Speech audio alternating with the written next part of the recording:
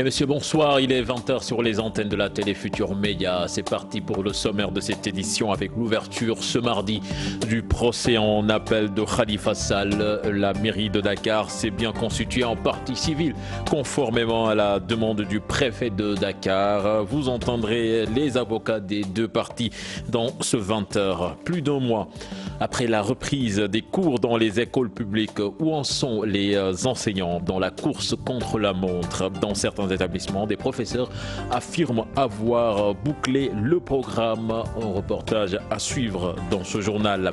Bruxelles accueille les Journées européennes de développement, un forum dédié à la coopération internationale et au développement. Youssou N'Dour est le parrain de cette 12e édition. Et puis dans la page des sports, les échos de la tanière Vittel avec Sadio Mané qui a effectué sa première séance avec les Lions. La 29e journée de la Ligue 1 sénégalaise de football avec Jambar, toujours bien très même en danger pour le maintien. Voilà le sommaire de ce 20h. Dans quelques instants, le développement.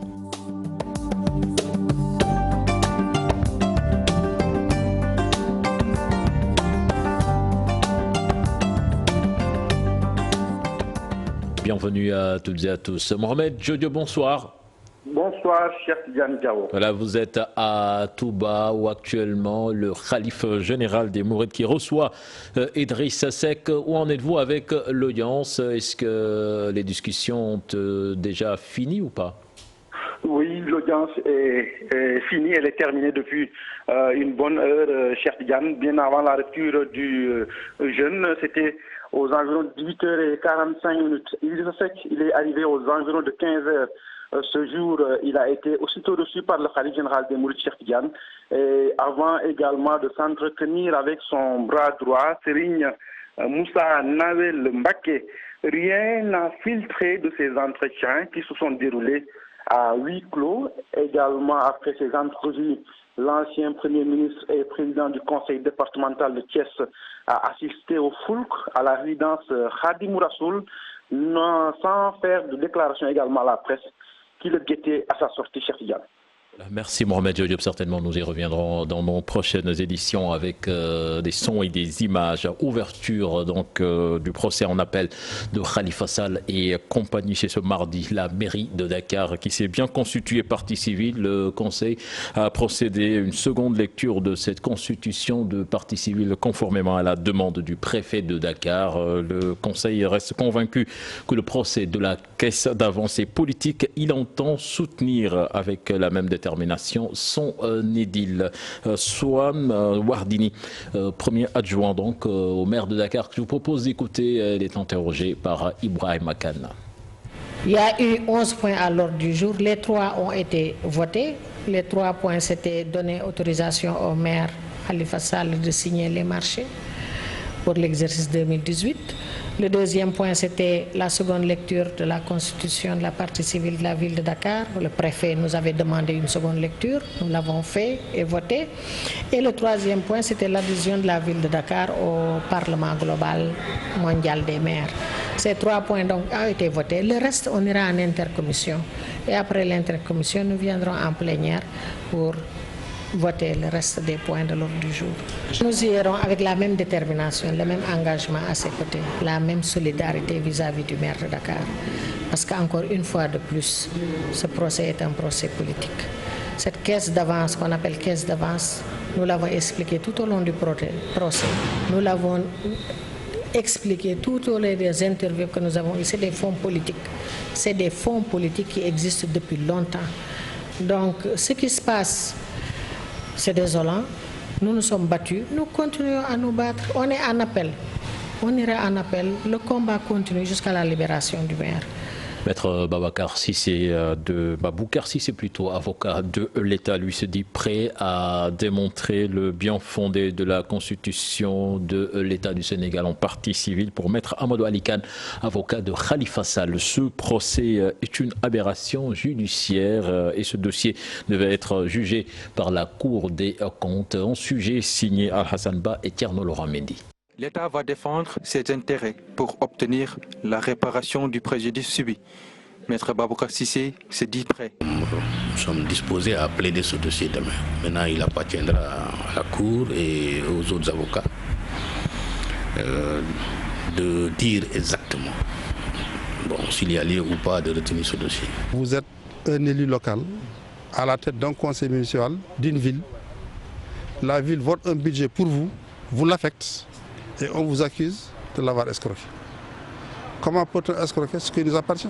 La défense continue de dénoncer un procès politique pour Maître Amadou Ali Kane, ce qui constitue une aberration judiciaire et le fait que l'État veuille se constituer partie civile. Nous savons que les collectivités locales bénéficient de l'autonomie juridique et de l'autonomie financière. Donc, disposent de leur propre patrimoine. Et nous allons prouver à la Cour en quoi et sur quelle base, sur la base de quels éléments la constitution de partie civile de l'État du Sénégal était bien fondée. Ce dossier a traîné en instruction selon Maître Baboucar Cissé. Il devait même être jugé en flagrant délit et l'affaire évacuée depuis. Il estime que la défense a toujours retardé les choses. Soutenir que le dossier a été enrôlé le plus rapidement devant la cour d'appel parce que simplement on veut empêcher M. Khalifa Sall d'être candidat, mais Khalifa Sall n'a jamais déclaré qu'il est candidat.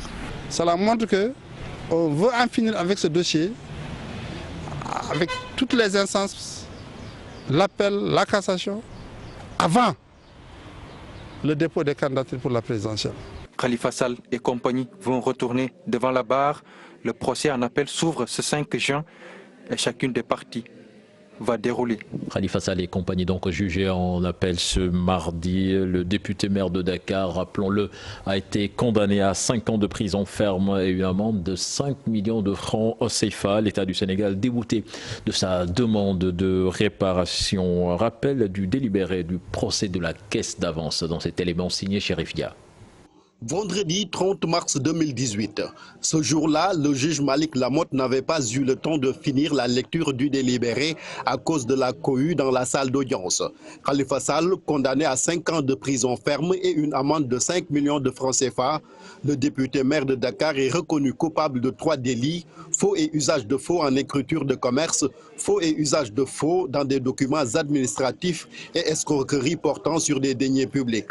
Il est toutefois relaxé des chefs de détournement des deniers publics, blanchiment de capitaux et association de malfaiteurs. Dans son délibéré, le juge Lamotte déboute l'État du Sénégal de sa demande de paiement de dommages et intérêts, considérant qu'aucun des arguments développés par l'État ne peut justifier cette requête fondée sur l'exception portant sur la somme d'1 650 millions de francs CFA. Il a en outre déclaré irrecevable la constitution de partie civile de la ville de Dakar et ordonné la confiscation du 5e des biens de Khalifa Sall, Mbaye Touré et Yaya Bodian. Mbaye Touré et Yaya Bodian qui écopent de la même peine que Khalifa Sall. Fatou Traoré, elle, est condamnée à 2 ans de prison dont 6 mois ferme. Ibrahima Yadma Diaw et Amadou Maktar Diop ont pris 2 ans dont 1 ferme. La défense, la partie civile et le parquet ont tous fait appel de ce jugement rendu par le tribunal correctionnel. L'épisode 2 du procès de la caisse d'avance de la mairie de Dakar est prévu ce mardi devant le juge d'appel. Autre aspect de l'actualité, l'économie du Sénégal se porte bien. C'est le ministre du Budget qui l'a déclaré. Birima Mangara soutient que le Sénégal respecte toutes les normes standards en matière de finances publiques. C'était ce matin lors de la conférence de presse tenue par le Conseil régional de l'épargne publique et des marchés financiers. Je propose de l'écouter. Il est interrogé par Cheikh Diop et Demandawa. Une économie repose sur des principes et des piliers. On peut avoir la manne financière qui dépasse même vos besoins, mais vous ne pouvez pas les dépenser, il faut les dépenser par rapport aux règles de gestion budgétaire, aux règles rigoureuses de finances publiques.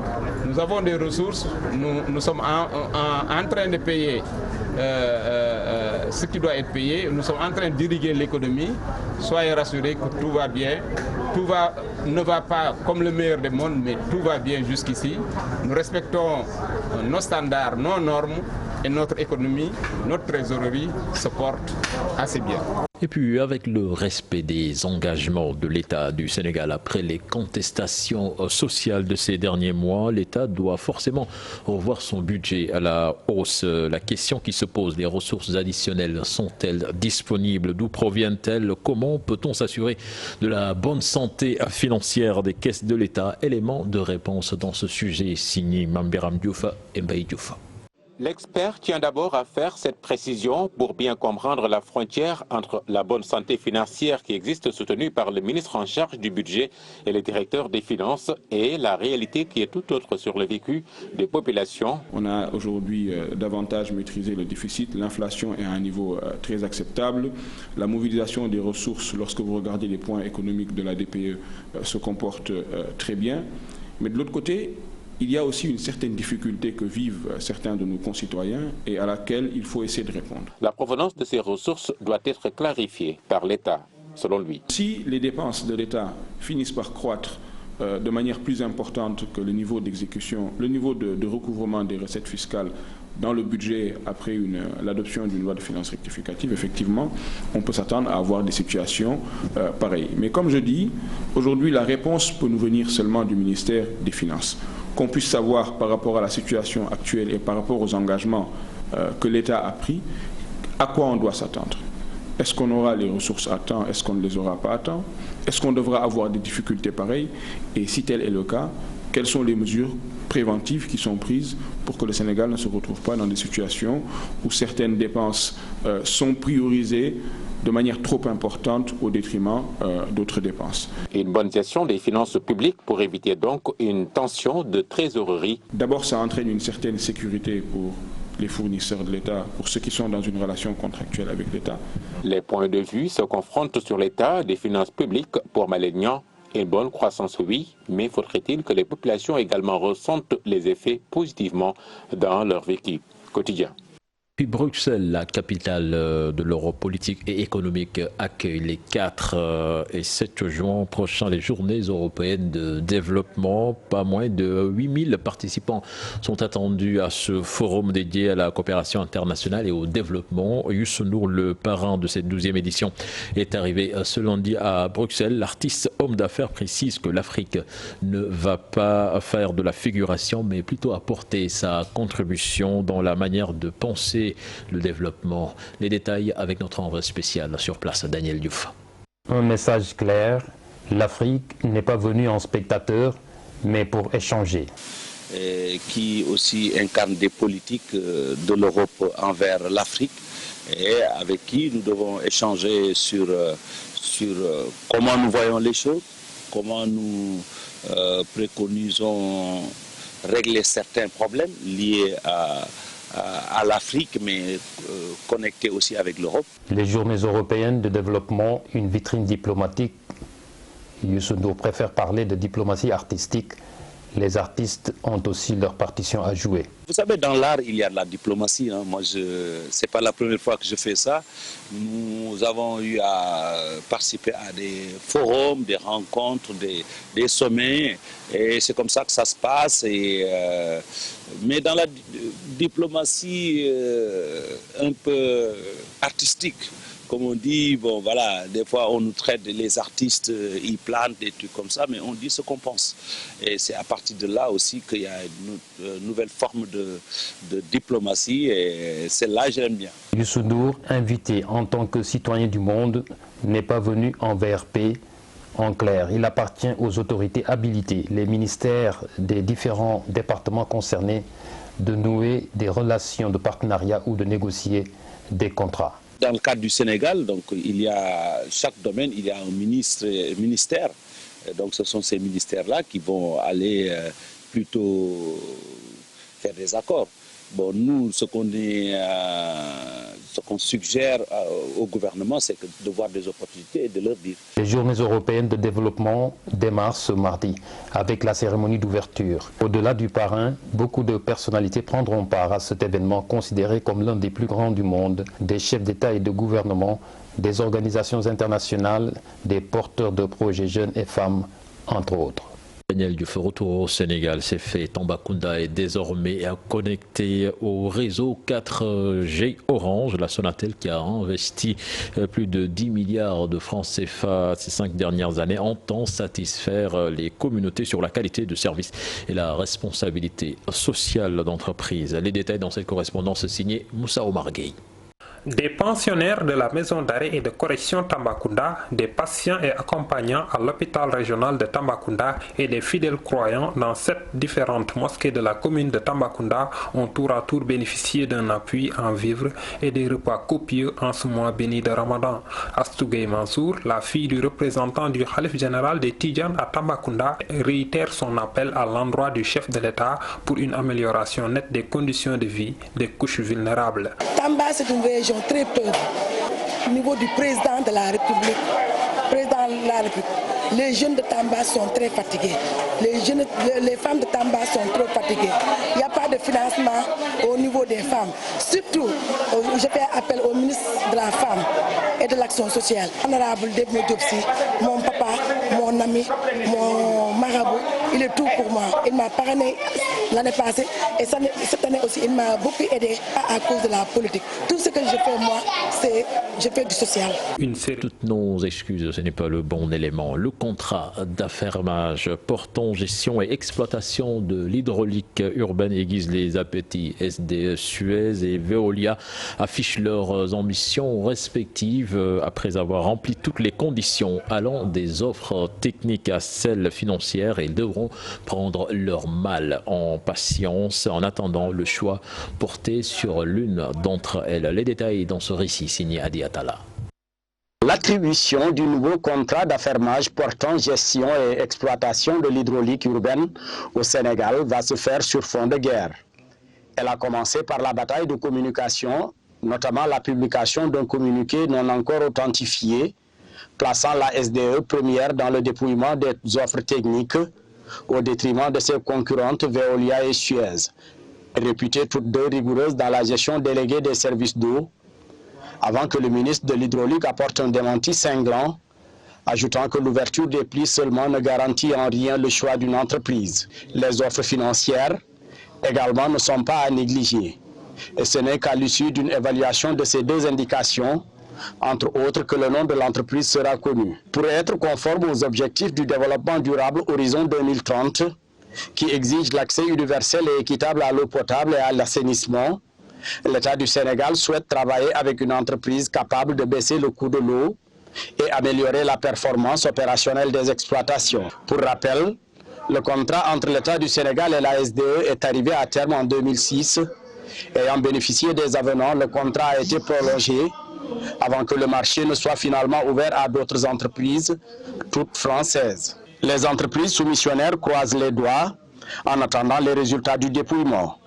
Que le meilleur gagne, pourvu que les Sénégalais y trouvent leur compte. Ali Atala, merci. Retour sur cet élément que je vous annonçais tantôt. C'est fait. Tambacounda, donc désormais connecté au réseau 4G Orange. La Sonatel qui a investi plus de 10 milliards ces 5 dernières années entend satisfaire la communauté sur la qualité de service et la responsabilité sociale d'entreprise. Moussa Omar Gueye. Tambacounda, 470 km de Dakar, la ville Carrefour, capitale orientale située sur le corridor Dakar-Bamako, vient d'être connectée au réseau mobile Internet haut débit. Le lancement de la 4G a été une véritable occasion pour le directeur de la communication et des relations extérieures de la Sonatel de revenir sur le volume des investissements, la responsabilité sociétale d'entreprise et la couverture réseau en zone frontalière. De la même manière où nous priorisons de renforcer le réseau technique, nous priorisons d'avoir une bonne qualité de service, nous priorisons qu'on s'occupe bien un bon service client, nous mettons la RSE à ce rang de priorité. Et de manière concrète, nous avons par exemple créé une fondation, la Fondation Sonatel, depuis 15 ans. Et je crois qu'il est loisible à tout un chacun de voir à travers le pays toutes les réalisations d'envergure de la Fondation Sonatel. Ici, dans la région de Tamba, nous avons par exemple offert une ambulance il y a 2 ans au profit de l'hôpital régional. Nous avons organisé des journées de dépistage, nous avons organisé des séances aussi de de dépistage pour les personnes âgées. Effectivement, nous avons prévu dans nos budgets d'investissement de cette année et même dans ceux à venir de renforcer la couverture dans les zones frontalières. Il va falloir juste se rapprocher de nos équipes qui sont sur le terrain. Voilà, la migration est gratuite, donc le changement de la puce 4G est gratuite, à condition que vous ayez un téléphone 4G. La caravane de sensibilisation pour le lancement officiel de la 4G à Tambacounda a été sanctionnée par une distribution de Ndogu, la marmite du cœur. Et vous l'annoncez dans les titres de cette édition, reprise des cours dans les écoles publiques sénégalaises. Les enseignants mettent les bouchées doubles avant juillet, date prévue pour les examens de fin d'année. Dans certains établissements, des professeurs ont déjà bouclé le programme malgré les grèves. Et dans d'autres lycées, les élèves sont soumis aux épreuves, aux polycopies pour pouvoir terminer le programme. Mon reportage signé Aminata Mbaresso et Diafaraba. Cet exercice, Ahmad Faye y est habitué. Il enseigne les mathématiques depuis 30 années. Un riche parcours qui permet aux professeurs de trouver des astuces pour finir son programme à temps, malgré les perturbations. Actuellement, on a fini le programme en fin avril. Donc, on est en train de faire des révisions pour le mois de mai, mois de juin et le reste du mois de juillet. Pour la 3e B, pour les Sénégalais. Parce que nous, on a travaillé pendant les fêtes de Noël. Les élèves étaient là. On a travaillé aussi pendant les fêtes de Pâques. À l'exemple de cette classe de 3e, la longue grève des enseignants n'a pas trop affecté le déroulement des enseignements dans ce lycée. Les élèves continuent à recevoir les enseignements normalement, même pendant les moments de perturbation, en terminale comme en 3e. Ils sont à jour, il y en a qui ont déjà terminé leur programme dans certaines disciplines d'ailleurs, depuis longtemps. Les cours ont repris dans la totalité des établissements publics avec un réaménagement du calendrier des examens. À l'heure du rattrapage, les stratégies varient d'une école à une autre. En histoire-géographie, le professeur, par exemple, en histoire, on nous a donné presque plus de la moitié du programme en polycope. Mais il nous dit qu'il va expliquer les polycopes, mais on n'en est pas sûr parce qu'on est à un mois du baccalauréat. On a presque terminé les programmes. En AG, on donne juste des polycopes sur les cartes pour mieux nous situer dans l'examen. Il n'y a pas péril en la demeure, rassurent des professeurs accrochés au lycée Kennedy. Ils indiquent hors caméra avoir profité des fêtes de Pâques et des fêtes de fin d'année pour permettre aux candidats d'être à jour.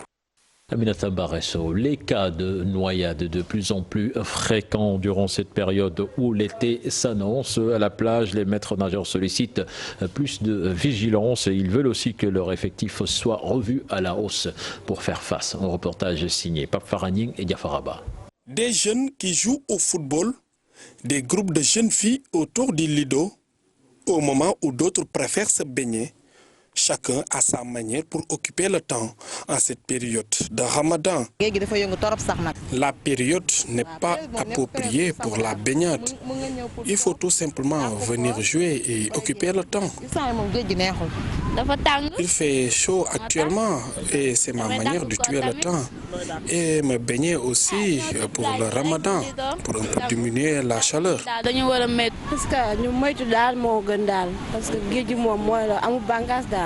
Même si les plages sont moins fréquentées à pareille période, beaucoup de cas de noyades enregistrés ces derniers temps inquiètent plus d'un. Ce qu'il explique, c'est, exemple, comment dirais-je, la période.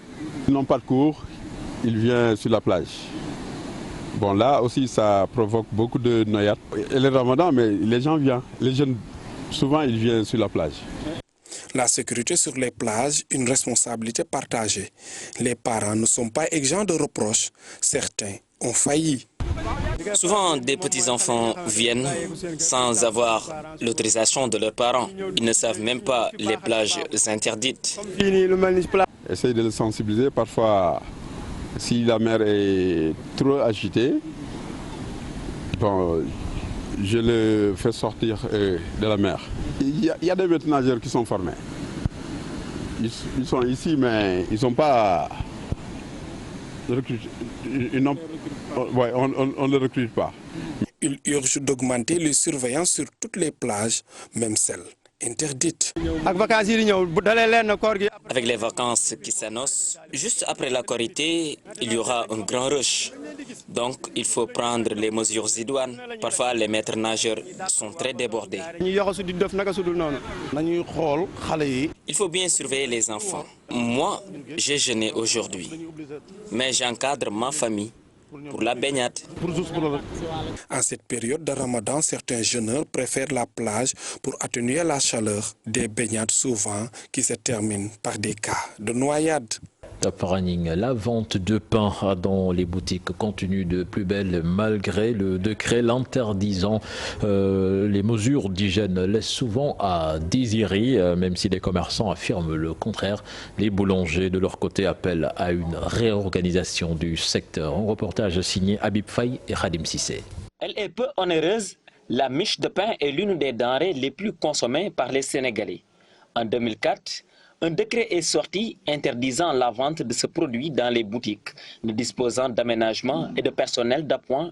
Pourtant, les boulangers ont fustigé cette vente, mais jusqu'à présent, les boutiquiers continuent leur commerce. La loi n'est pas alors respectée, disent-ils. La loi appliquée au niveau normal. Normalement, si on appliquait la loi, vous verrez un grand changement.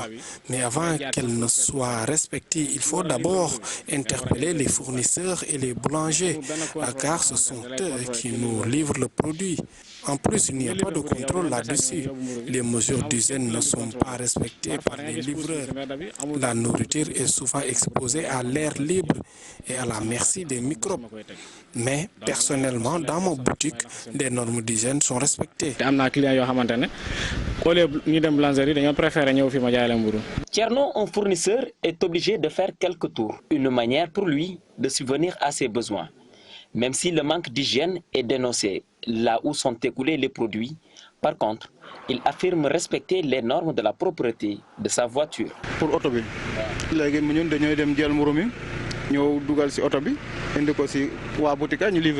c'est nous qui prenons les baguettes de pain à la boulangerie pour les livrer aux boutiquiers. C'est dans cette activité que nous gagnons de l'argent. Vous savez, il n'y a pas d'avantage d'interdire la vente du pain dans les boutiques. Il y a un problème de proximité. Sur le plan d'hygiène, tous les 2 jours, ma voiture est nettoyée et désinfectée afin d'éviter les microbes. Les boulangers, pour leur part, précisent qu'ils ne travaillent pas avec les boutiquiers. Ce que nous reprochons aux boutiquiers, c'est le non-respect des normes d'hygiène. Imaginez quelqu'un qui touche les produits toxiques et vient subitement vous vendre du pain. Mais il faut réorganiser le milieu, car nous ne pouvons pas écouler les pains sans les vendeurs. La distance fait parfois que le client est obligé d'acheter du pain à la boutique.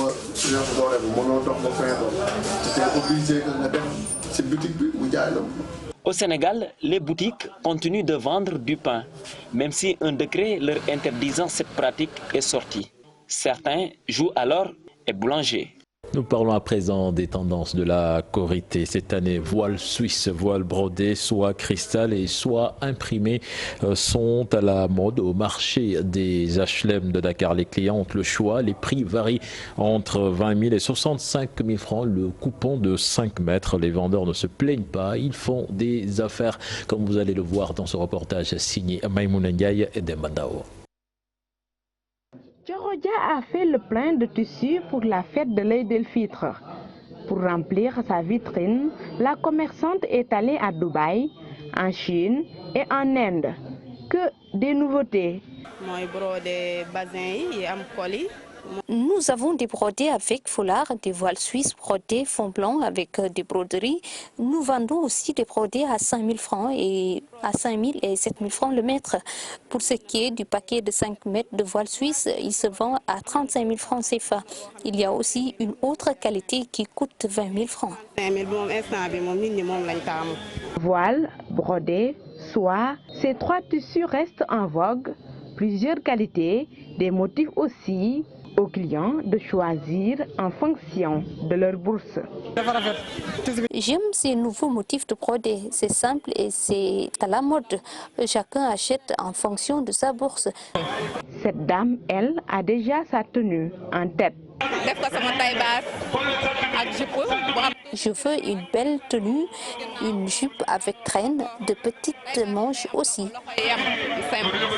Le choix de tissu déjà fait reste maintenant à surmonter les coûts chers de la couture.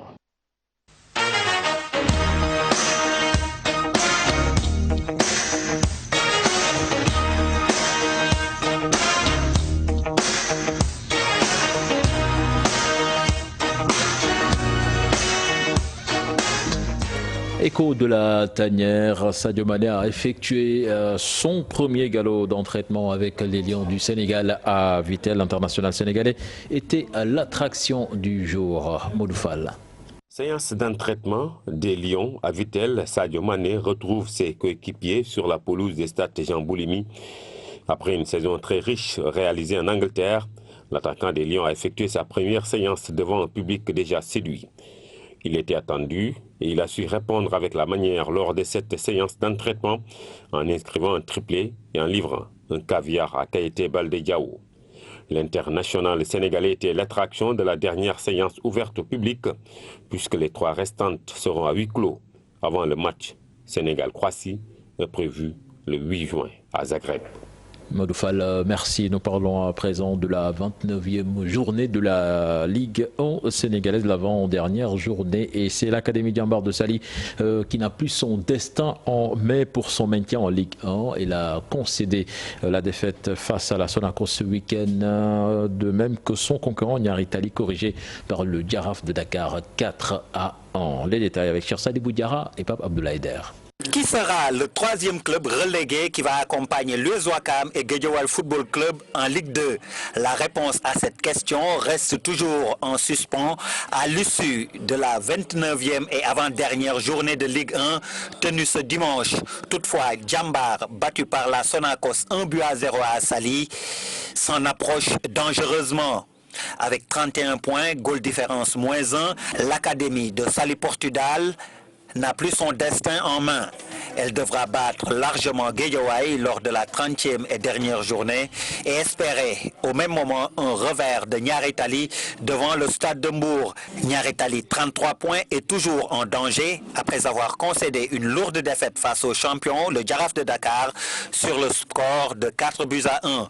Autre club encore sous la menace de la relégation, Dakar Sacré-Cœur et Casa Sport, qui ont partagé les points ce week-end. Cependant, ils gardent leur destin en main.